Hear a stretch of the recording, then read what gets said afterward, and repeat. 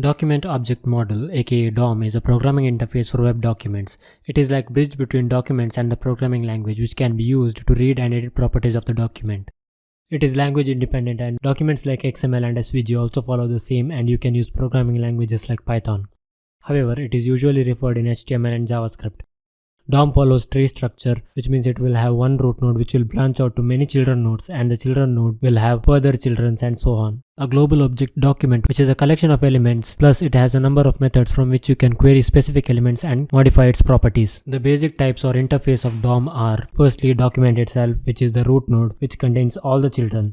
A node is every children of the document, irrespective of their type, which is the second type of DOM. Element is type based, it is different types of node in the DOM. Node list is array of nodes. To access HTML DOM in JavaScript, just type document dot and you will have various properties and methods to work with.